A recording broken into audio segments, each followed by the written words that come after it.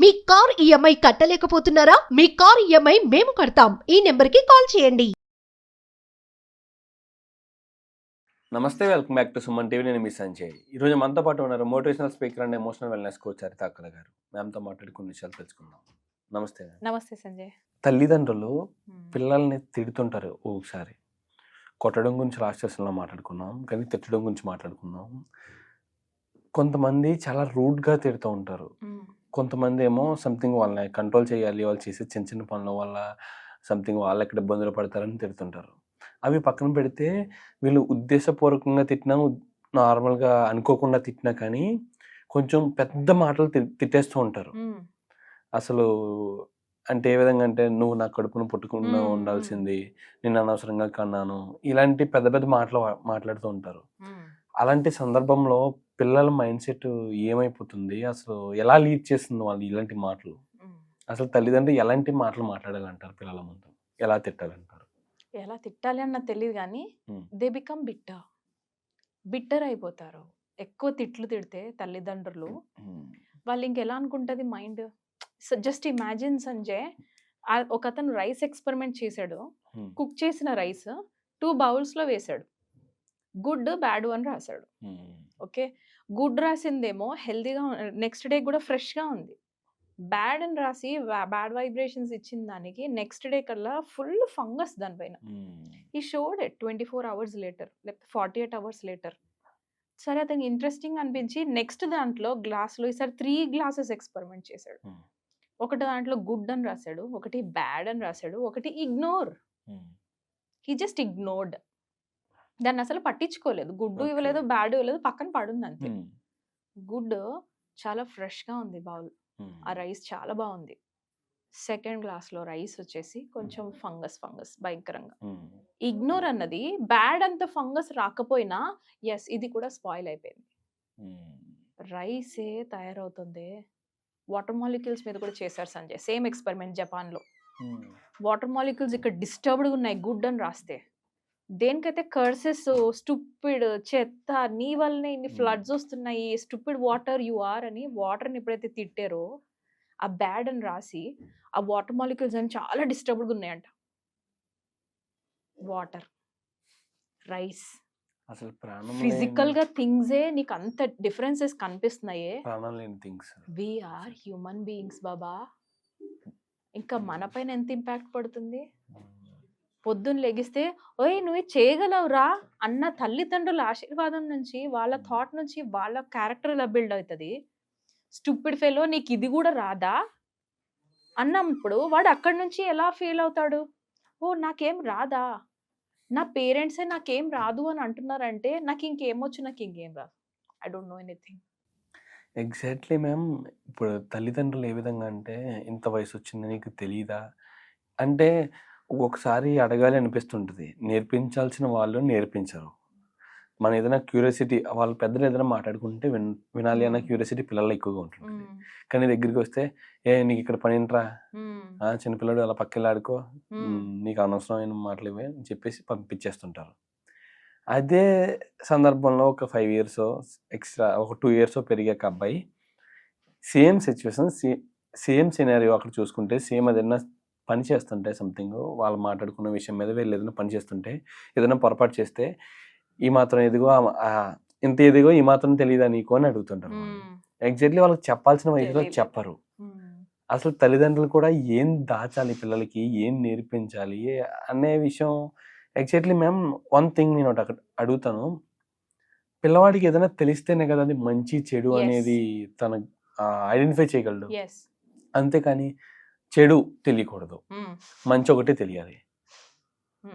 అంటే వాడికి తెలిసినవన్నీ మంచి, తెలియవన్నీ చెడు, ఇలా ఫీల్ అవుతారు. ఎగ్జాక్ట్లీ వాళ్ళు ఎలా అంటారు, వాళ్ళ మైండ్ సెట్ నాకు ఇప్పటికీ బిల్డ్ చేయాలి, నాకు అర్థం కాదు. There is no right and bad parenting.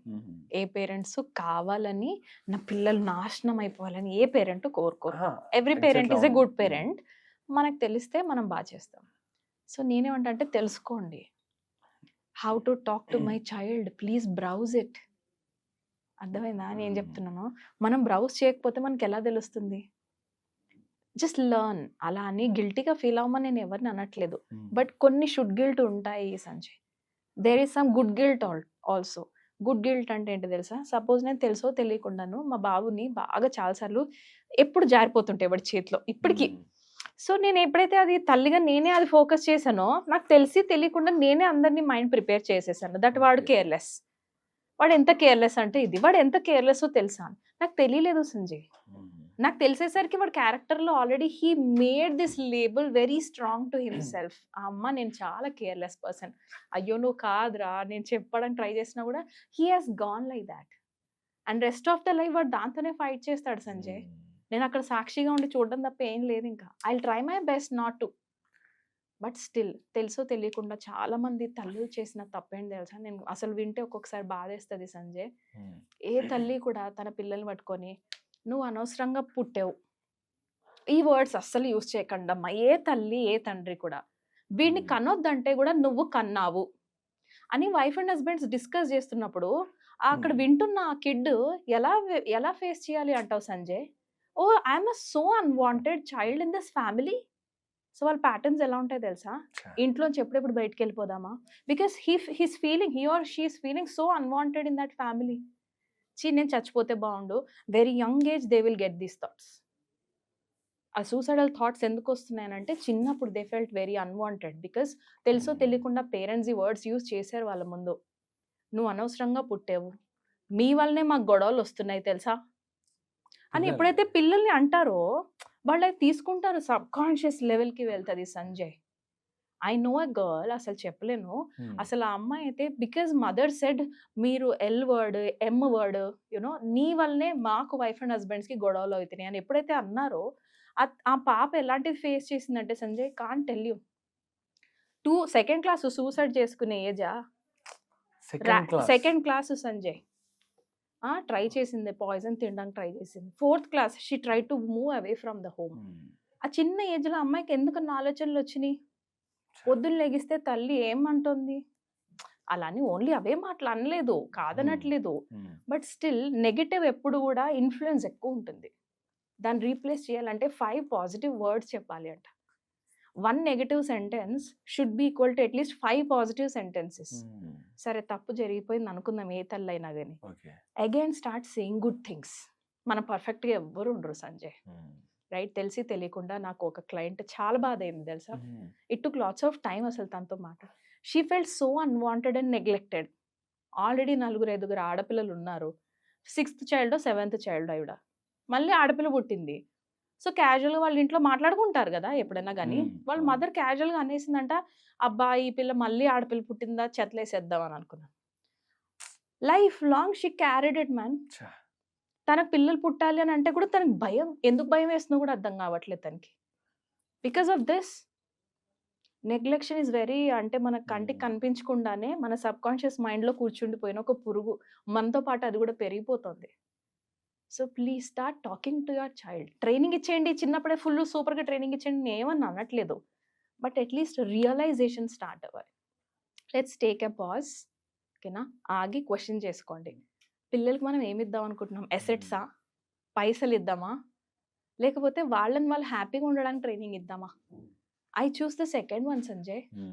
నేను సెకండ్ది చూస్ చేసుకున్నప్పటి నుంచి నేను కొంచెం పిల్లలతో టైం స్పెండ్ చేయటము, బుక్స్ చదివించటము, ఇదివరకు కూడా చేశాను, ఇది చేయలేదని అనట్లేదు. ఓకే, అట్లీస్ట్ నేను కొద్దిసేపు మొబైల్స్ అన్ని పక్కన పడేసి వాళ్ళతో నేను స్పెండ్ చేయాలి, అది చాలా ఇంపార్టెంట్ వాళ్ళకి. నువ్వు ఎలా ఉన్నా సరే, అండ్ దట్స్ రియల్లీ ఇంపార్టెంట్. నేను ఏదో సూపర్ పేరెంట్ అని నేను అనట్లేదు, but I'm learning every day. ఇప్పుడు మా బాబు కేర్లెస్ అన్న వర్డ్ వాడికి ఇన్బిల్ట్ వెళ్ళిపోయింది సంజయ్, బట్ అట్లీస్ట్ మా పాపకి డామినేషన్ అనే వర్డ్ రాకుండా నేను ఆపగలిగిన. బికాస్ సమ్హౌ నేను అన్నా నా వర్డ్ తెలుసో తెలియక ముందు కోచ్ ముందు, and people also started saying the same, oh she is such a dominating child. My daughter is not dominating, actually she is this person. ఎప్పుడైతే నేను దాన్ని రీప్లేస్ చేసే వర్డ్ నేను చెప్తున్నానో, I'm only doing people to train them. నేనే train చేస్తున్నాను to call them like that, right? మా బాబు గురించి హీస్ లైక్ అ సైంటిస్ట్. అసలు వాడు ఎలా చేస్తాడు తెలుసా అని చెప్తున్నాను. ఎందుకు? The mother is again putting her efforts ఆ కేర్లెస్ అన్న వర్డ్ని రీప్లేస్ చేయడానికి. It works like this. అమ్మ చాలా ఇంపార్టెంట్. అమ్మ ఏం చెప్తే పిల్లలు డైరెక్ట్గా వెళ్ళిపోతారు. ఎప్పుడైతే నాకు ఇది తెలిసిందో సంజయ్, మా అమ్మకి నాకు చాలా కనెక్షన్ పెరిగిపోయింది తెలుసా. మా అమ్మ దగ్గరికి వెళ్తాను ఎప్పుడన్నా. చాలా మంది అంటారు సంజయ్ నీ వల్ల కాదు, నీకు చేత కాదు, నువ్వు ఎందుకు ఇలా వెళ్తున్నావు, నువ్వు ఎందుకు చేస్తున్నావు. Exactly ma'am. ప్రతి అంటే తల్లిదండ్రులనే కాదు, తల్లిదండ్రులు ఏదో సందర్భంలో ఒక చిన్న మాట అంటారు మీరు అన్నట్టుగానే, వీడు చేయలేడు, వీడు కొంచెం తెలివితేటలు తక్కువ, సంథింగ్ వీడు ఇది చేయలేని పని అని చెప్పేసి ఎగ్జాక్ట్లీ దాన్నే మన రిలేటివ్స్ కానీ, చుట్టాలు కానీ, friends We are only training. అందరూ ఎగ్జాక్ట్లీ అదే మాట అంటుంటే ఒక్కొక్క సందర్భంలో వాడికి అనిపిస్తుంటది, అవునేమో నేను ఇది చేయలేనేమో, నేను ఒక అంటే తనకి ఒక లిమిటింగ్ బిలీవ్స్ అనేవి ఏర్పడిపోతుంటాయి. Yes. నేను ఇది చేయలేని పని, నేను ఇంతకు వల్ల మించి కాదు. ఎగ్జాక్ట్లీ నా వల్ల కాదు.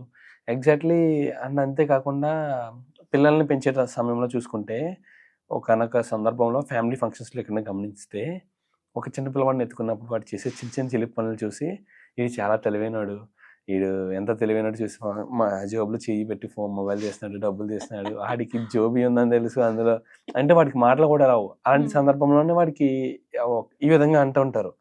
ఇట్స్ నన్ను అడిగితే కొంచెం హ్యాపీయే.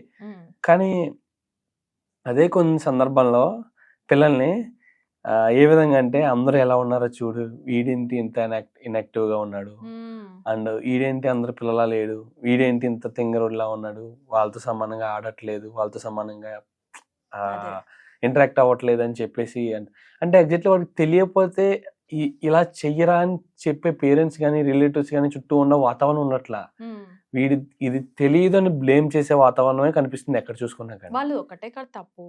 ఒకప్పుడు ఇన్ఫర్మేషన్ ఎంత ఉండేది, చుట్టుపక్కల కజిన్స్, ఆ కజిన్ తో మాత్రమే కంపేర్ చేసేవాళ్ళు. ఇప్పుడు ఎంత సోషల్ మీడియా ఉంది, ఇన్స్టా రీల్స్, మన ఏజ్ వాళ్ళు ఎంత సక్సెస్ఫుల్ పీపుల్ ఉన్నారు, రైట్? నువ్వు వాళ్ళ ₹1,00,000 ఎందుకు సంపాదించట్లేదు అని అంటే నేను రెండు దగ్గర 2 months బాధపడినా. Because when your own people are saying these words, అంటే నాకు అర్థమైంది nobody else compared me, my own people did. అప్పుడు ఎంత బాధ అయింది తెలుసా? ఓకే, నేను వాళ్ళ ఎక్స్పెక్టేషన్స్కి రీచ్ అవ్వడానికి I spared all my life. అరే వాళ్ళు and we're proud of you అని ఒక్క వర్డ్ వినటానిక నేను ఇంత కష్టపడినా. ఐ జస్ట్ లెఫ్ట్ దట్, వదిలేశాను Sanjay. Okay, I don't have to prove it to anybody. ఎవరికి మనం ప్రూవ్ చేయక్కర్లేదు. ఈ రోజు నేను హ్యాపీగా ఉన్నానా అని నేను ఎప్పుడైతే ట్రైన్ చేసుకున్నానో ఐ బికేమ్ దిస్ పర్సన్. ఇప్పుడు కూడా స్లోగా మా అమ్మ చాలా, అంటే మా మమ్మీ డాడీ కూడా ప్యారలల్గా వింటూ ఓకే మనం చేసిన మిస్టేక్ ఇదా, ఇది ఇంత ప్రభావం పడిందా వీళ్ళపైన అని. They are not repeating their mistakes. Life works like that. వాళ్ళని అలాని హేట్ చేయొద్దు. ఏ కిడ్స్ ని కూడా తండ్రినే బూతులు తిట్టేంత గొప్ప సంస్కారం నేర్పిస్తున్న ఈ సినిమాలు. నేను నిజంగా ఇప్పుడు వస్తున్న సినిమాల్లో చెప్తున్నాను. బొమ్మరిల్లులో కూడా even you can see Bommarillu movie also. Bommarillu father అంటారు. ఓకే, నేను కాదన్నాను. బట్ మరి కొడుకు తండ్రిని బూతులు తిట్టుడేంది? That's not our culture. నేనేమంటానంటే ఇండియన్ కల్చర్లో ఇది లేదు అసలు. పెద్దవాళ్ళని గౌరవించటమే ఉంది.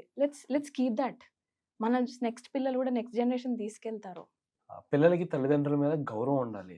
కానీ మనం ఏం చేస్తున్నాం అంటే భయం వద్దు, భయం ఏర్పడేది చేస్తున్నాం. ఆ భయం ఏం చేస్తుందంటే మన ముందు గౌరవం నటించి మన వెనకాల మనల్ని తిట్టేలాగా, బూతులు దుర్భాషలు ఆడేలాగా చేస్తుంది అది. ఎగ్జాక్ట్లీ మన మీద ఉండాల్సింది పిల్లలకి గౌరవం మాత్రమే. గౌరవం అండ్ ఆ ఫ్రీడమ్ రావాలి.